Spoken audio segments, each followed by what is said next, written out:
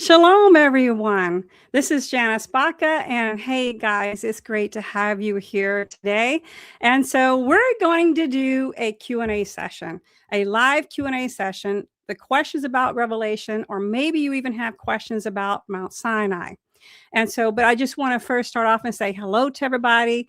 I know that we have Tammy here, and guys, I know we're now broadcasting over there, streaming over on Project Truth Ministries channel.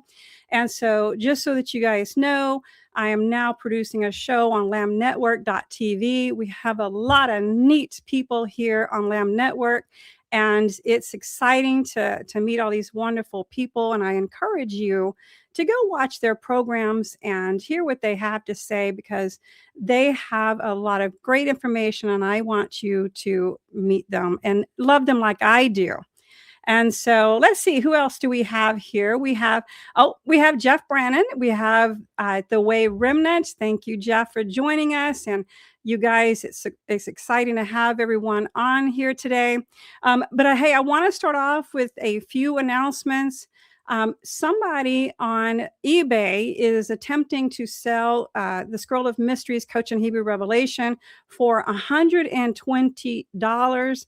You guys, that is not me. We are not making any money off the Scroll of Mysteries, and nor do I desire anyone else to purchase a book and sell it for double, triple the amounts of what they purchased it for. So we offer that for free as a free download on projecttruthministries.org website.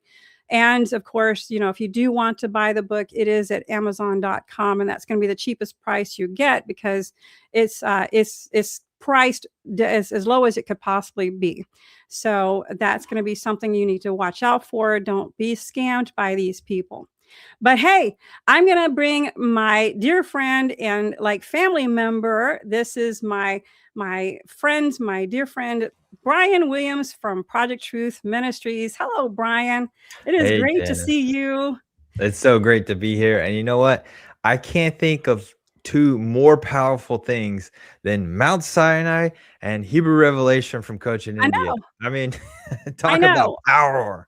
It is so exciting, because this, you guys, here's something that keep in mind, that someone who has the passion for something will go deeper into the research and looking for the information more so than someone who has the credentials after their name. So they're going to have more information as to what you need, and they're the people I think you need to pay attention to. They'll do the research. What do you think about that, Bryan? Yeah, absolutely. And also ask yourself, can God use anybody? He absolutely can. And he's calling everybody. And so, some of these people in the academic world, well, they're not listening. They're not listening to God. But, and that's unfortunate. We picked up the torch. We got that call from God, like the Blues Brothers say. I keep saying, we're on a mission from God. And, it's been a long journey, Janice. We have put in a lot of hours. We have, and that's the whole point, because I myself work, 60 hours, if not more sometimes, because I don't usually count my hours. But for somebody to try to make money off of something that we don't even make money off of, it's like, no, that was the whole point, is that we give this away because it belongs to the people of God to do their studies and research and compare it to their other notes. And so this is not something I want someone to make money off of. Yeah. And nor did we want to hold it back. I mean, there's a lot of people that will translate and try to piece things together and kind of craft their own compilation. No, we wanted to put out an accurate translation with the interlinear, all the details, footnotes, and everything, just for the people to get it in their hands, for free. Here you go. This is God's work. We're just the vessel passing it along. That's right. That's right. We've got here M. Warner Ministries. Welcome. Thank you for joining. We've got also The Way Remnant. These are our friends, Jeff Miranda, and they are joining us today. This is, you guys, we love Jeff Miranda Brannon at The Way Remnant. And I'm going to be quoting some information from him shortly. So I just encourage you guys to also follow them on their YouTube channel at The Way Remnant. And go subscribe. He's got a great show. Absolutely. Absolutely. You know what though, Bryan, we really need to mention that. How can the people get involved in Mhm. our this whole team thing? We need them. What Yeah. is their part in this? Absolutely. Everybody, you can be a part of this truth movement. You can be a part of this movement to expose the academic world for ignoring manuscripts or not translating or taking a stance that you know that is not true. Like the New Testament was originally written in Greek. There's so much evidence. It's just immense It is. evidence. The Greek just screams out, this is not original Greek. Uh, Absolutely. get involved, the listener. You can share our work out. You can share our Mhm. links to your friends and families and other people. You can send them to people to stir them up and get them fired up and angry. Hey, that's not right. I don't agree with that. Whatever. You can stir up some people. You can download our free translations. That's right. Um, we have all of Cochin Revelation. We That's right. have chapter by chapter in Matthew, That's right. and we're about to release, I think, We 19. we are about to release chapter 19. Now, the chapter 19 of Matthew has been completed, you guys, Mhm. but it has to go through a rigorous double, triple Study. check, okay? Yeah. Because Yep. this has some very tender information that we Mhm. really must be careful about how we're translating. So we're being super careful about this and Yep. for the next coming chapters. Yep. So that's why there's a bit of a delay on that. Mhm. But you know what, guys? You can also write reviews for the books so that this information gets out to the people. This is my latest book, Discover the 144,000 and Their Song. Good information in that, as well as the power of God singing in the Hebrew New Testament. Mhm. And then, of course, the demons, devils, deities, and the four witnesses. Writing reviews actually gets it cycling out. What is that word I'm looking for, Bryan? It gets More them to views, more more more views. exposure. Yeah. More exposure. And so we want to share this information through either your social media accounts, comments, likes, subscribes, like we said earlier. This is extremely important, and this is where we need you Mhm. because a lot of people don't know about the Cochin manuscript. And it's extremely important that you know the details of it. We want to teach you about the Cochin Hebrew New Testament manuscript. Mhm. And so this is where Bryan and I this isn't going to be the only Q&A session, guys. So we're just going to begin this session and we'll have some more coming up because there's a lot of questions regarding all of Mhm. this. And so, Bryan, is there anything else Yeah. that you need to add on that? Oh, yes. Another way you can help, again, we work for free. God has sent us on this journey. Yeah. It's burning in our bones to do this work. But, if you feel led, praise God and bless you. If you feel led to donate, you can go to projecttruthministries.org and you can go to the donate section and give whatever you want. You want to give $1? That's fine. I'll be happy with $1. So, Right. yeah. And It that's goes the to our cause and our work in It paying for surely manuscripts. does. Yeah. It surely does because it does have bills to pay. But and the other thing is if you don't have anything, you know what? We really believe in the power of prayer. We're Yes. very serious about the power of prayer. Add us to your prayer list. It has been an interesting journey, and we've been through quite a bit. And so this is what we desire to do is put this information out for you. So, hey, Bryan, you know what? I want to start off with. I want to show something, right? Yeah. Okay, you guys, here's one of the biggest confusions that I think that someone is putting out information that is incorrect. And that's the reason why I want to show you something. And so I want to show you this is what I call the Cochin manuscript. This is what it looks like. Okay. This is the first chapter of the scroll of mystery Hasadot. This is Revelation. That's what it looks like. If somebody is putting up something of a manuscript that does not look similar to this and says it's the Cochin manuscripts, that is incorrect. This is what you should be looking at for the scroll of mysteries for the Cochin Revelation. This is the type of handwriting. So let me take that one off and let me show you the other one. The other one is the Manchester Gaster Mhm. 1616. That is a copy of the Cochin manuscript, right? Mhm. But it's And it's not a it's good copy. right, it's not a like for like copy, it's a copy, like, qualitative, it's close, but there's Yep. been a lot of modifications, a lot of changes. You can tell like Absolutely. they had a Greek manuscript next to it. And they're like, you know what, I'm gonna go with the Greek on this one, blah, blah, blah, blah, blah. And so, Absolutely. this was actually one of them that I started working on first with the Institute. It was the Gaster collection. Yeah. And it's beautiful, it's very eye-catching, but once you start to compare it out, you're like, oh yeah, this is not an exact copy, not even No. close. You know what they did, Bryan? This copyist actually removed almost every single name of Jehovah and Mm, replaced it with something else, either Hashem or something else. That's a bad thing because we're talking mhm, about Revelation, right? Where in chapter 22 it says, "Do not add to it, take away from this words of this prophecy." mhm. My goodness, this is a scary thing of what someone is doing.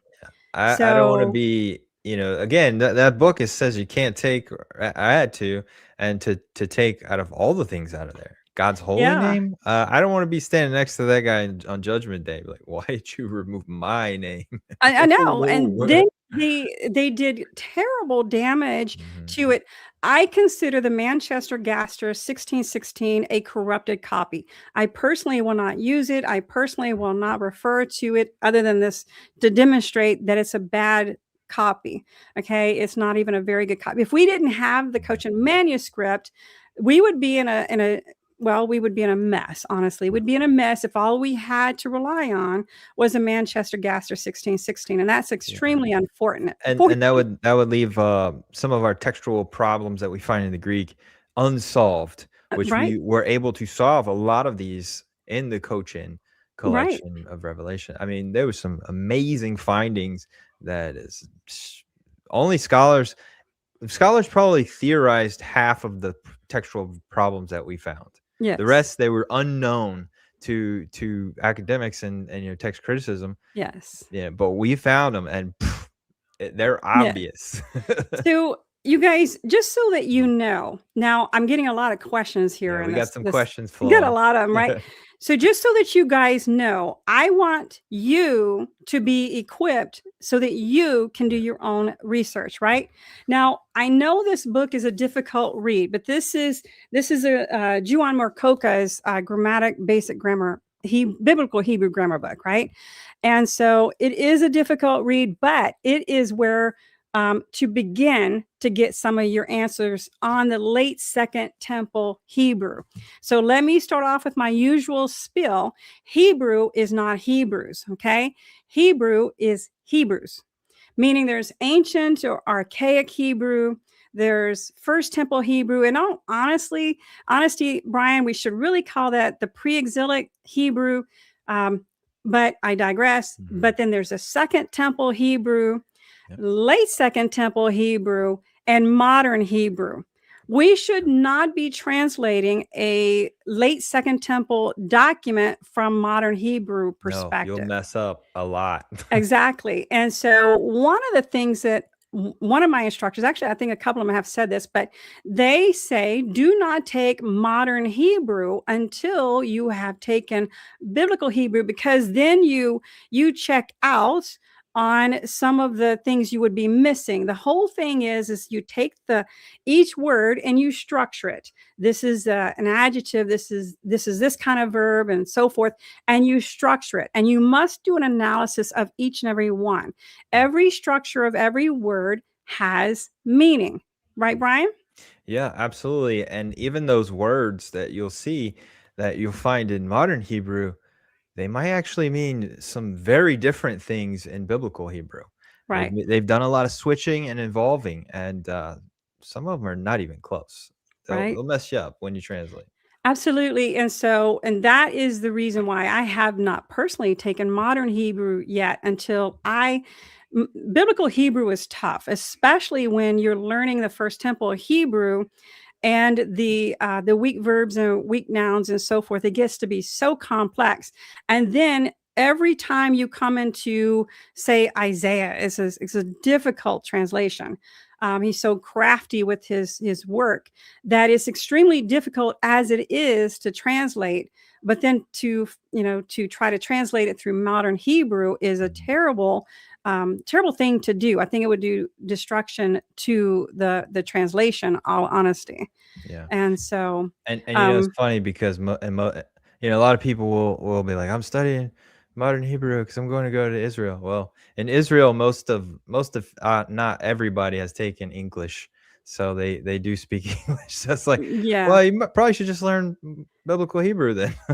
Yeah, so I have this question here Yeah, that let's is get modern to some Hebrew questions. different? It absolutely Oh is yeah, different. yeah. Now, you're going to have some of the words that remain the same, but you have to look at the context of that day and that Mhm. time. And you have to look at what changes may have happened. Things happen differently in the different genres, Yeah. especially when you get into poetry.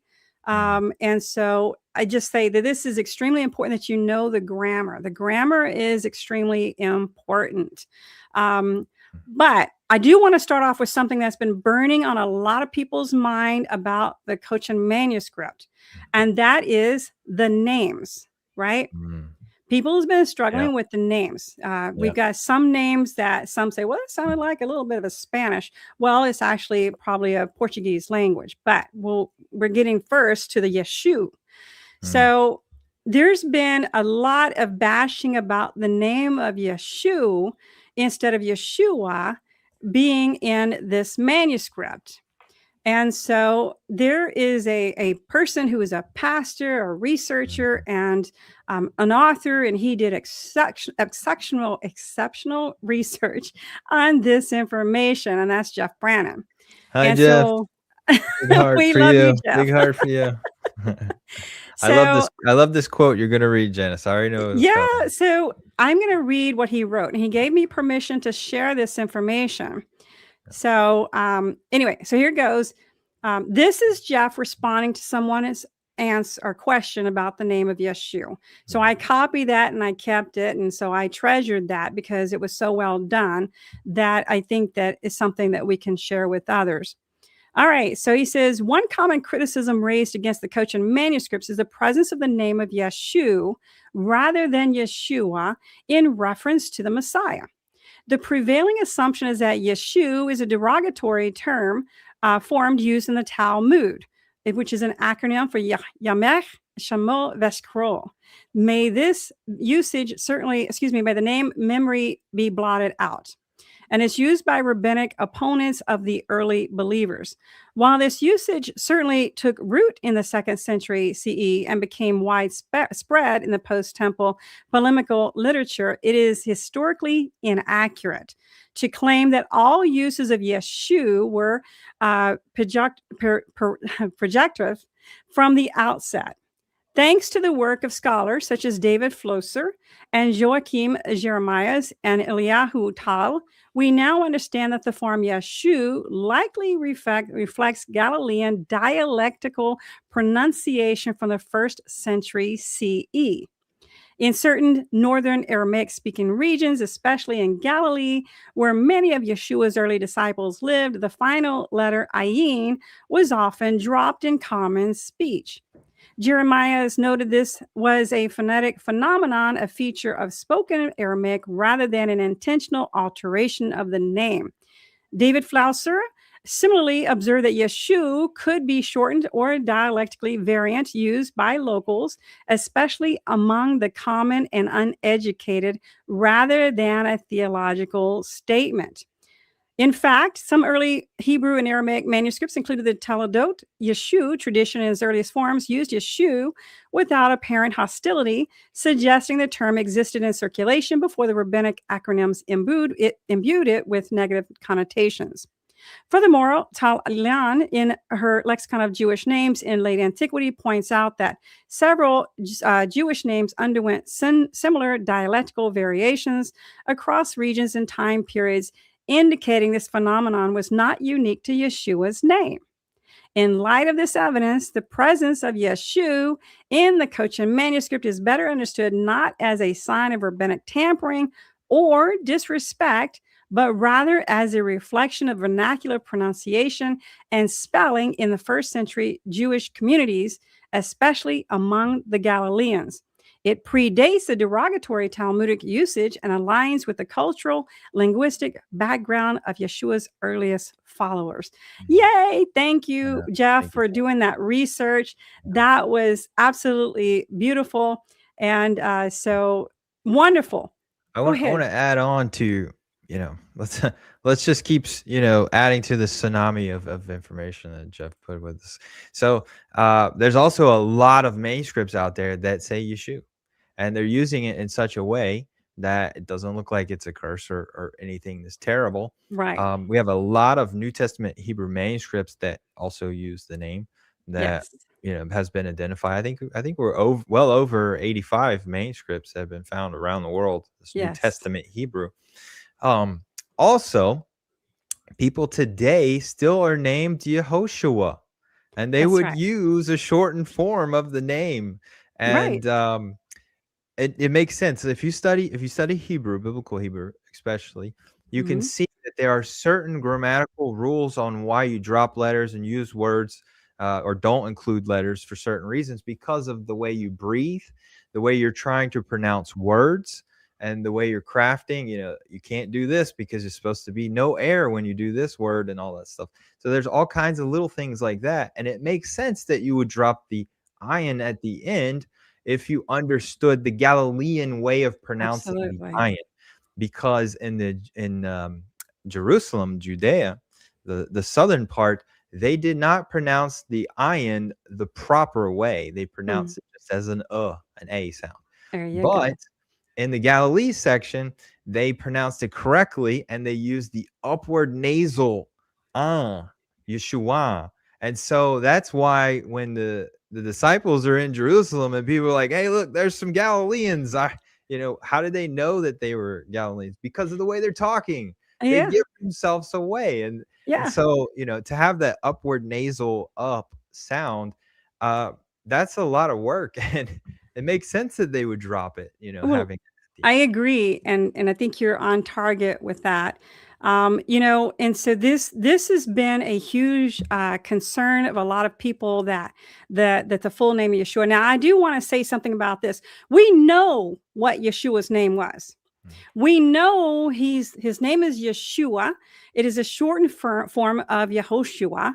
Okay, and twice in the Tanakh you'll see an extra vav, which we call as a mater lectionis, which is a Latin word that it means reading mother, and that's where you can get that O sound. Okay, so there's different variations of Yeshua, Yahoshu, Yehusha. I don't know. They're coming up with different variations, and that is not the It's correct pronunciation. We know what his name was.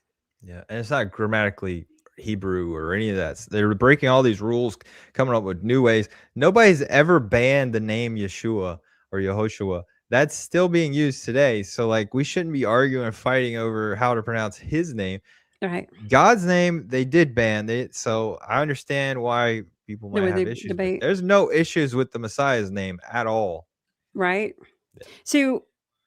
So that we are going to run on to the next one. It's the names, right, Mhm. Bryan? So we got these like Spanish like flair names Yeah. that's in the Cochin manuscripts. I heard someone say, well, no, it's a corrupted manuscript, and it is Mhm. not. So in the 1600s, there was a gentleman, Alameda. He did a Portuguese translation of the New Testament. And what's his name? Joseph Gebhard Klein. I think he's a PhD now.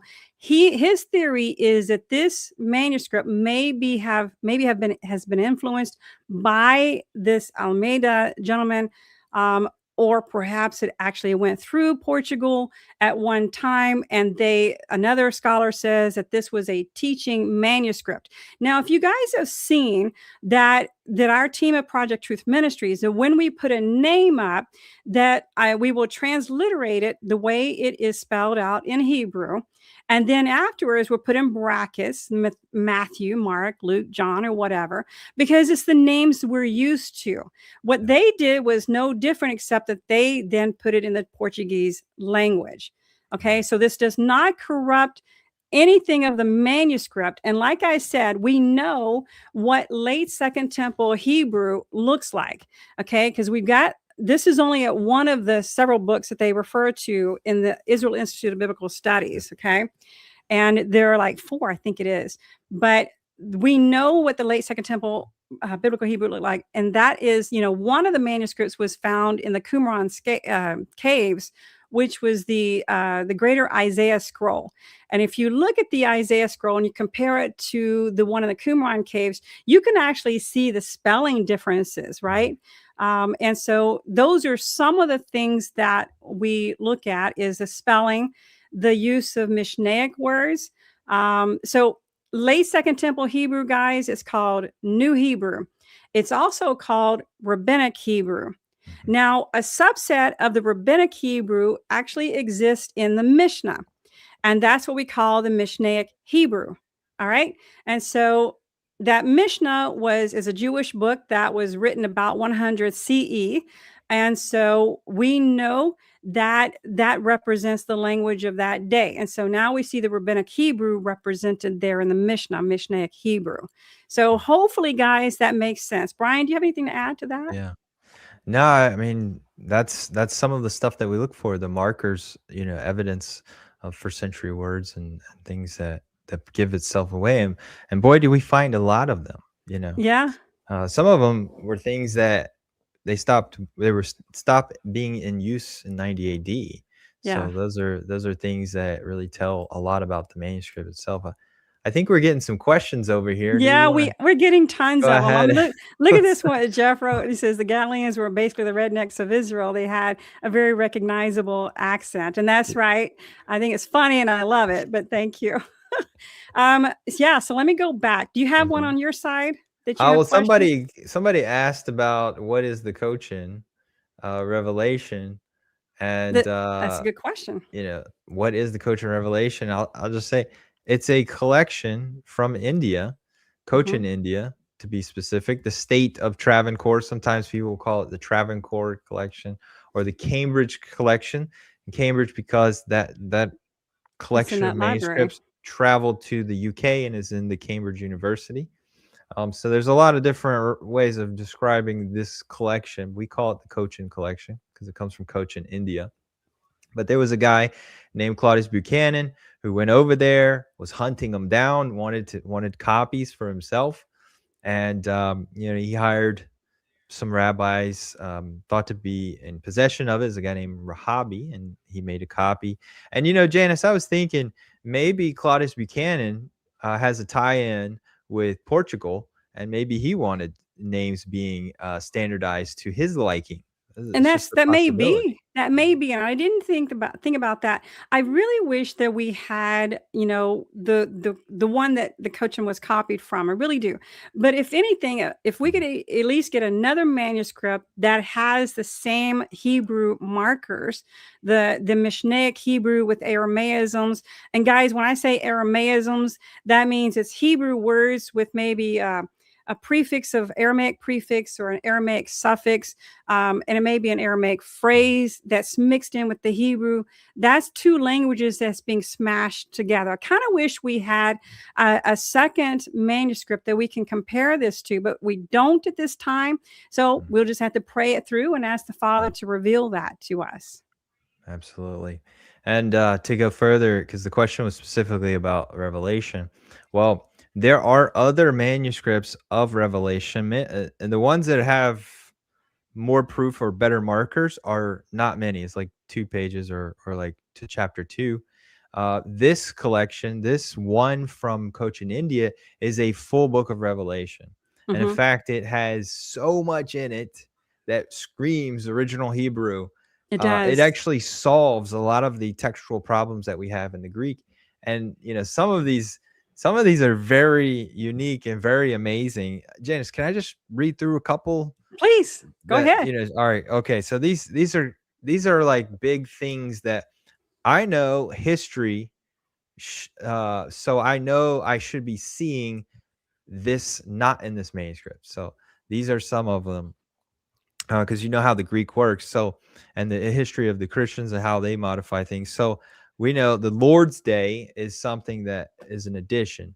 Well, the Cochin manuscript, Book of Revelation, does not have Lord's Day. It says John was in the Spirit.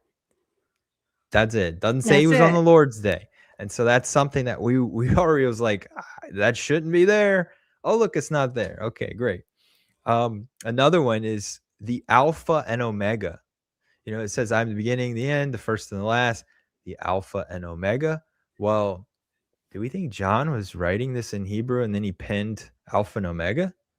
That doesn't make sense. No, I didn't. No, of course not. It actually even in the Greek, it gives itself away because it's being redundant to say the first and the last, the beginning and the end is the same thing as saying Alpha and Omega. So it's redundancy so that the Greek reader knows what it's talking about. Right. But And see, also understand that's the one where he's quoting the 3 verses in yeah, Isaiah saying, back I'm in the Isaiah. first and the last, I'm the Yeah. beginning and the end. Right. Okay. This is a quote out of Isaiah. Right. And we don't see any letters like Aleph Tav and Isaiah. And if we went into this thinking, okay, the Cochin is a translation from Greek over into Hebrew, then we should see someone saying, well, why don't I put Aleph Tav here? And lo and behold, they didn't do that They didn't do because that. it wasn't in the It wasn't in manuscript. this manuscript. Correct. Correct. And so that proves this is coming from a Hebrew source that matches Yes. Isaiah. So, and we went through all 22 chapters, Bryan. Yep. We went verse by verse, you and I, over a year and a half, Yep. I guess, close to that. And we proved over and over this is not a translation from the Greek manuscript, period. It is entirely different. We also proved that Murdoch and what's the other one? Crawford. Both of those are Yep. translations from the Greek. They gave themselves away. They Like, gave themselves obvious away. to the max. Like anybody wants to argue, oh, these Aramaic versions are are true originals, untouched by the Greek. Well, they are identical to the Greek, and any differences that we found in the Cochin, well, the Aramaic ones and the Greek ones were all united, and then ours was the one that solved the problem and was So, different. Bryan, I think you're going to love this question because Yeah. we absolutely love Dr. Blizzard. Yes. Unfortunately, he just passed this Yeah. year, but last year. Yeah. So, go ahead. You want to talk about Dr. Blizzard a Yes. little bit? Yeah, Dr. Blizzard, amazing scholarly work. Guy was he studied at the Hebrew University in Israel, and he became like legendary for his text criticism. He wasn't like Emmanuel Tove, but he did a lot of amazing discoveries. He even did archaeology. He was responsible for uncovering the southern steps and the baptismal pools right there at the Wow. southern steps of the Temple Mount. So that's amazing. Gives me chills when I think about that. Right. But the guy's a legend, and he's a legend for analyzing Hebrew and also writing and talking about the New Testament. And Yes. one of the books is that we recommend like crazy. He wrote this back in I think it was 1980. So this is a long It time ago. was He back was in the 80s. talking about if you translate the Greek in New Testament back into Hebrew, you have all these idioms and all this Yes. information that just explodes, proving that this thing was originally in Hebrew and then transferred into Greek. And so you Yes. lose the quality there. Yes. And he gives a lot of examples of how you know that the New Testament manuscripts are originally written in Hebrew. And he gives a lot of markers. And he said, listen, in the future, people need to go into these libraries and they need to search. They need to dig for Mm-hmm. more manuscripts out there because the evidence is overwhelming that they some of them has to have survived. Mm-hmm. The Spanish Inquisition, they were running around burning manuscripts that were Hebrew, that were New Testament stuff. They were hunting down Messianics Mm-hmm. for trying to be on one side or the other, Jewish and following the Messiah. So and then the Spanish Inquisition kind of shifted and went around. And Right. so these manuscripts were all getting burned left and right, which is why a lot of them are hidden inside of other stories, other Hmm. books. And, Vatican has them just kind of laying in junk boxes and stuff. And people don't know where they're at, but they're being discovered as we digitize things. People are finding them.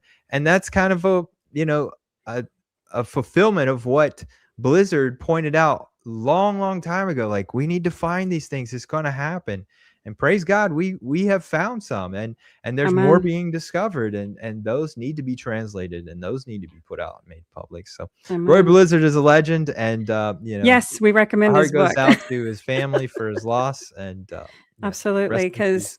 his was one of the first books that I read when I was working on. I was working on my master's. I'd actually started off, believe it or not, like who knows, 15 years ago. I was working on my master's, and I started off at Oral Roberts University, and that was one of the first books that I read was Dr. Blizzard's book, that first book. And so it's we do recommend it, and we love him. He's a legend. It's unfortunate that he's gone.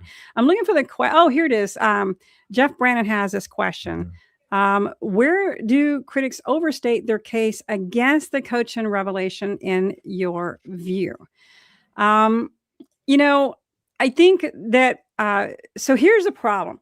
The first thing I thought of, they just, because it's poor grammar. Now it's Acts 4:13 that we need to consider. Acts 4:13, where Peter and John were uneducated, unlearned men. And so And we've that got, makes sense because they were fishermen. They they were would have fishermen. at least learned to read, and then that's about it. Hey, I need to be on a boat. Absolutely. This manuscript has poor grammar, poor spelling. This it's most unusual, a lot of errors, and so it makes it even more difficult to do the translation and go through it carefully, especially when you're finding these usages of words that there's a variation from the standard spelling of this word. And so I think that was the first thing that they tossed out was the poor grammar and the spelling errors. And then I think a lot of times they forget about the extra yods, the yods at the end of the words, where there's some extra yods at the end of the words. That's actually a late Second Temple marker that a lot of them have just forgotten. I think they just forgot. And then we have what's called the Aleph Tav is a direct object marker. It's a pointer to the direct object. In other words, if I say I'm going to a house, I wouldn't need the Aleph Tav to say any particular house. This could be any house. But if I say I'm going to that house, the house, then I would use the Aleph Tav as a direct object marker. Now that's First Temple. However, when you start getting into late Second Temple Hebrew, that Aleph Tav starts dropping off, and then the Lamed starts getting to be used as a direct object marker. And so then I think a lot of that, in fact, I watched, one of those, I read through one of the scholars' papers, he completely forgot about the Lamed direct object marker because that is used more frequently in late Second Temple Hebrew. And so they ignored a lot. They know there's Mishnaic Hebrew words. There's the Hebrew, there's Bacol's Mishnaic and so forth. There are phrases that are Mishnaic. And so we see that. And we have the history. The first thing you need to have is the history of the manuscript. And we do. We know that it was discovered in Cochin, India, right? And we know that that was a major trade route during the first century, and that there was Thomas and possibly even Andrew traveled to Cochin, India, and then a copy of all the writings ended up in Cochin, India, in the Malabari Black Jews synagogue, right? And that's where it stayed. So we know we got a copy of a copy of a copy of a copy. No, this is not like absolutely written first century, but it's many generations of copies. But it's been so well preserved as far as the copyists have done so well to not, as far as I'm concerned, not really corrupted, other than the names has been an issue, the Portuguese names. Other than that, they've done extremely well in copying it so many generations down the line. And so this is what we're looking for. I don't want something that has been translated 3 or 4 times. Me personally, I want something that's been untranslated. And here's an example.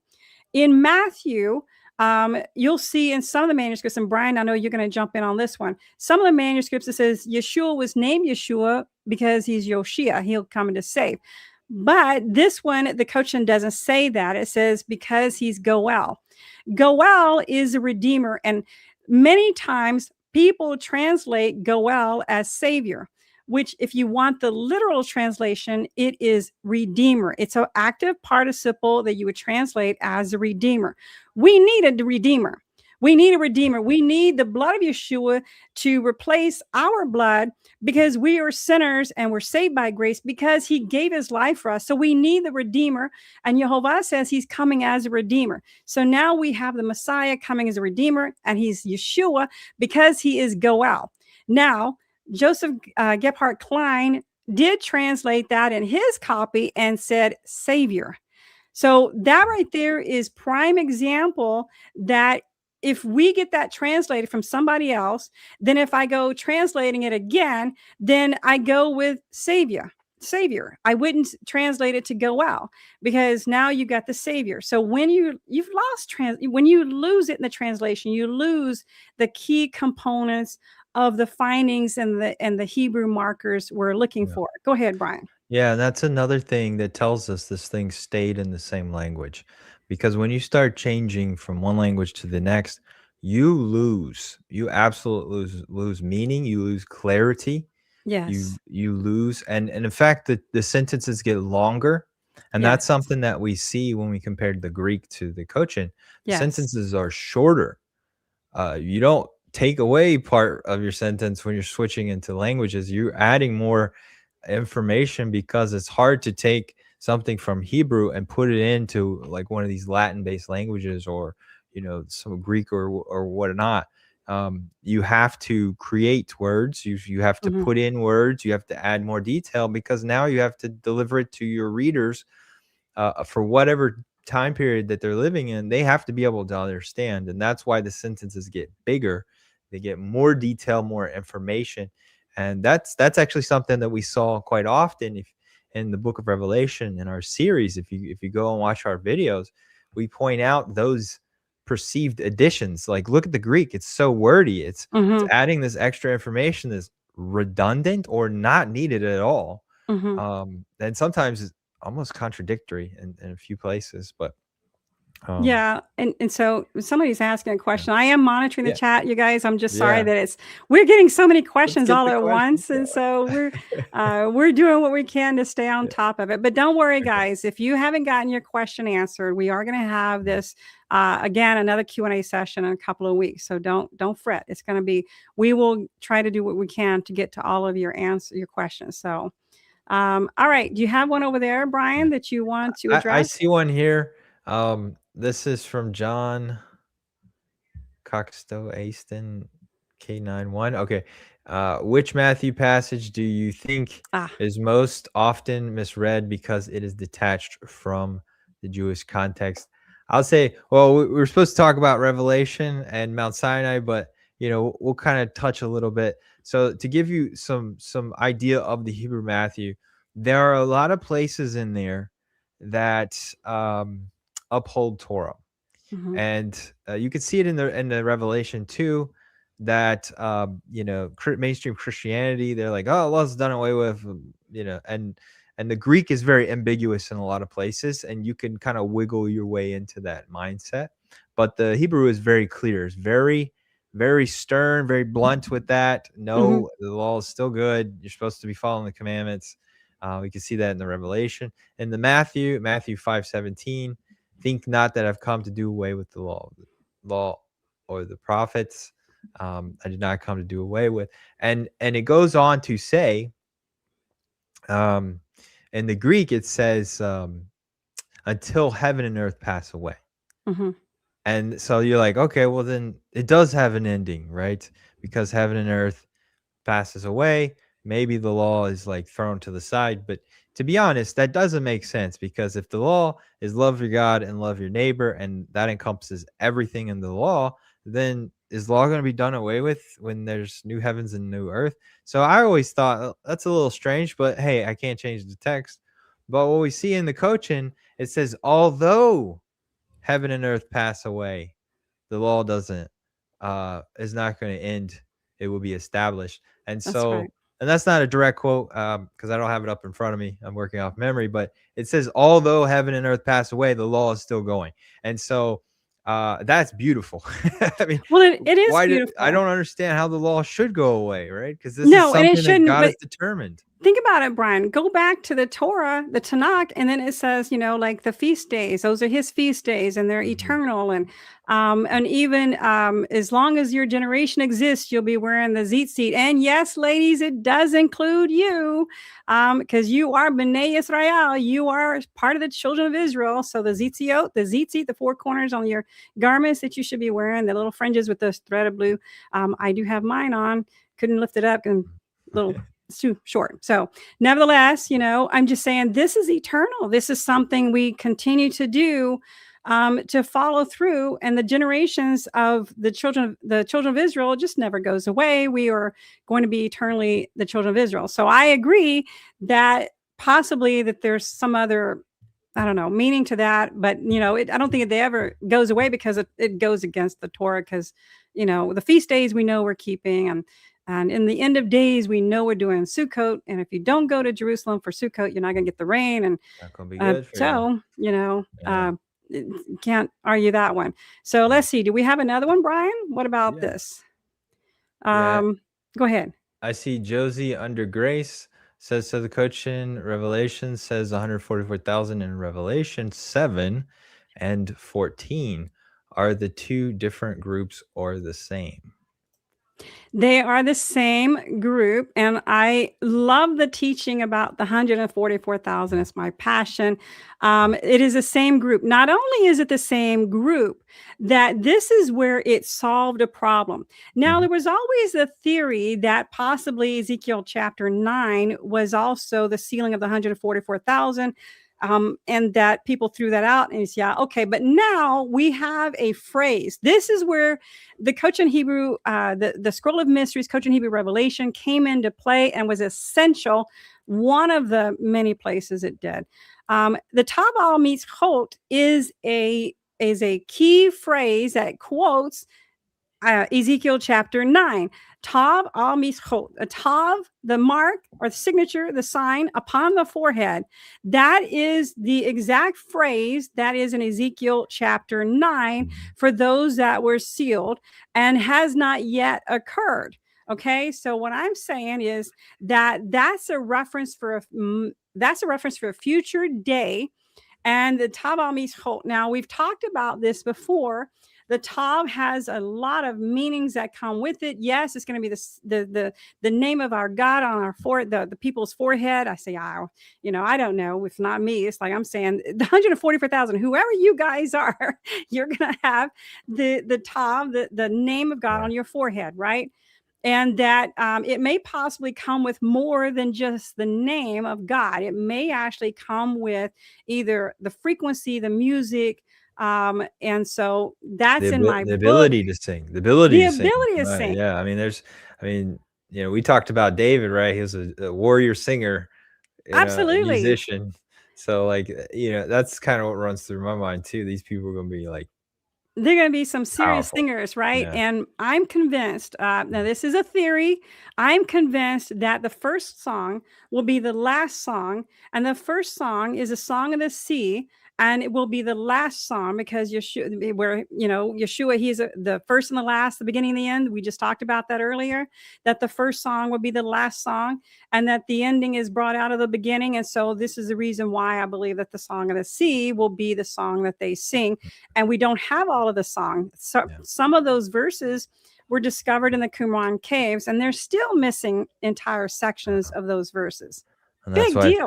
it's going to be God putting it in them, right? Yeah. But Janice, you also pointed out, that there's a connection to the Tanakh, and that's actually something that we saw a lot when we were analyzing our Hebrew Revelation from Cochin India. Is, oh my goodness, there are so many pair ups and matches to the Old Testament that are not present in the Greek. One of those being in Zechariah chapter 1, verse 7 through 11, Yes. and Zechariah chapter 6, The 4 1 through 8 horses. was the 4 horses. Yeah, that one was a big one, Bryan. Oh my goodness. Yeah. I mean, I was like beside myself. I'm like, what? Look at this. So in the Greek, people, there are 4 horses listed. 3 of those horses match what is Yes. found in Zechariah, but Yes. the Cochin matches it, and it's the exact same word. So It's the this is same word. this is huge, Bryan. What I need to stress at this point, no, we have a number of Hebrew manuscripts, and I'm talking about Hebrew manuscripts. None of them match this at all. Mhm. None of them connect like this to the Tanakh, what Yeah. some call the Old Testament. None of them match like this. This Mhm. is the only one that matches like this. That's word for word. That's quoting Mhm. phrases. And that's exactly what we're looking for. Yeah. And We so we huge. found a bunch of those where Yes. their exact word matches, and they're pointing to that actual verse. Yes. And one of them was boils. You had Oh, the boils. People boils. I broke remember out in that. boils, and it's straight from Exodus, the exact same Hebrew word. I'm like, look at this. This is amazing. It, I get so excited. I And know. Janice, you saw me counting this earlier before we I went did. on.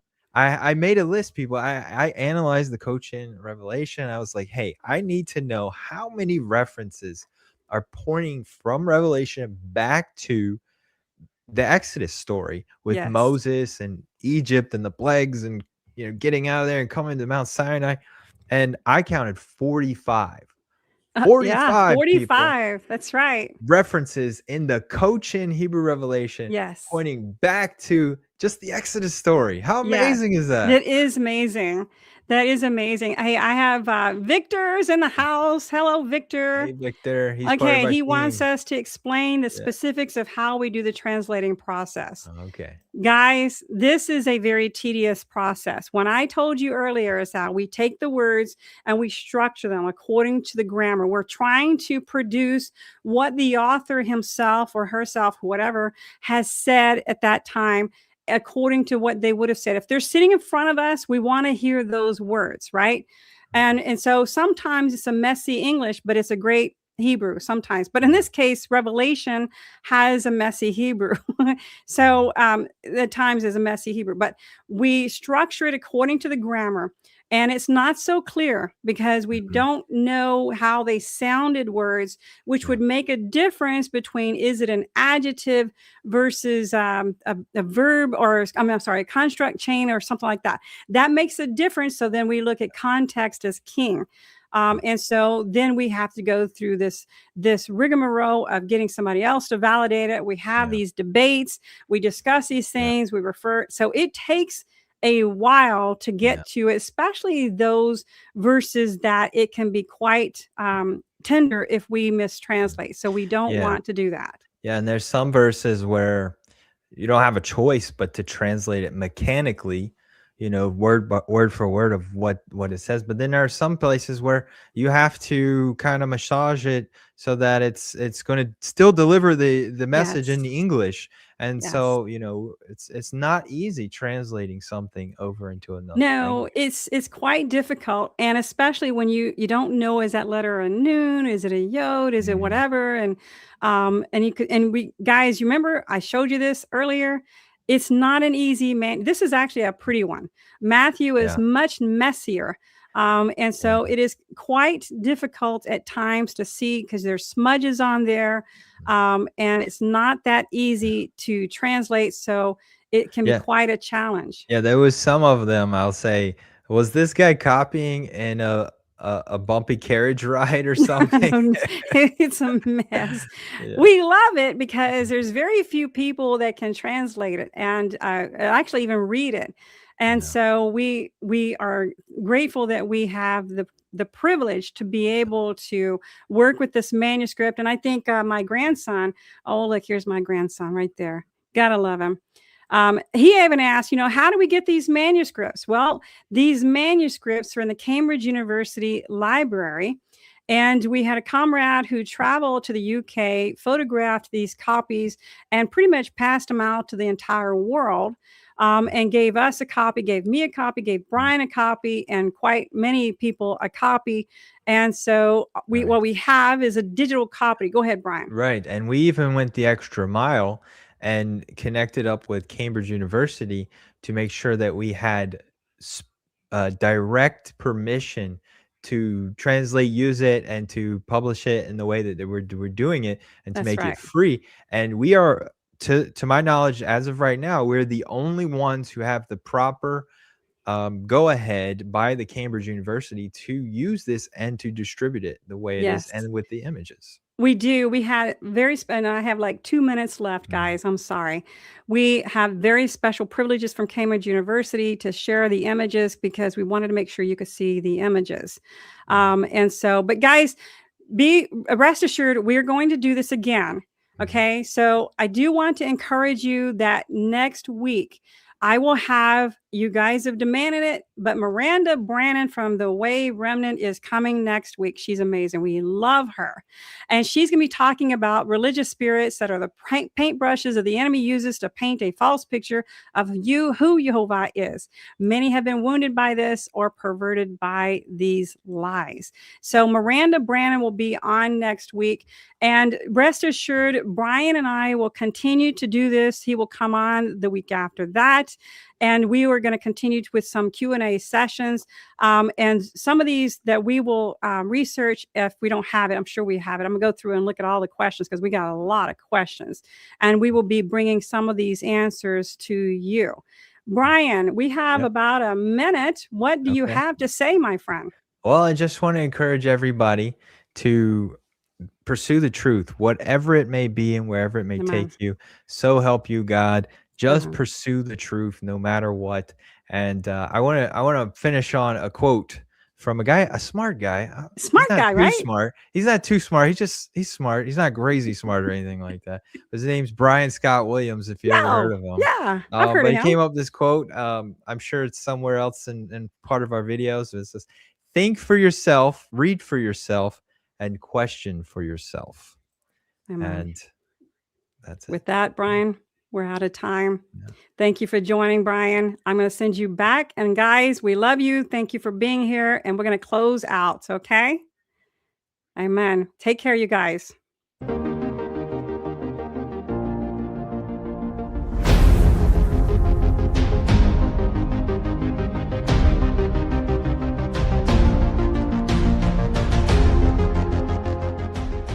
If you missed today's show or want to watch it again, or want to tell someone where they can watch this episode, go to lamnetwork.tv, where you can find this show and all the other live Lamb show archives in the on-demand section of the website.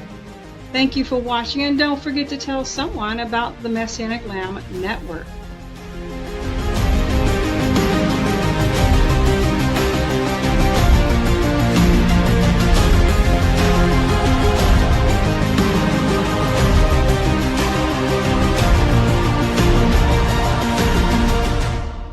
We are richly blessed to bring you what we believe is the fullest, most diverse, yet up-to-date progressive teachings, discussions, and prayer programming you can find anywhere on this planet. Be sure to take the tour of the lamnetwork.tv website. I'm Janice Baca, thanking you for joining us on the Messianic Lamb Video Network.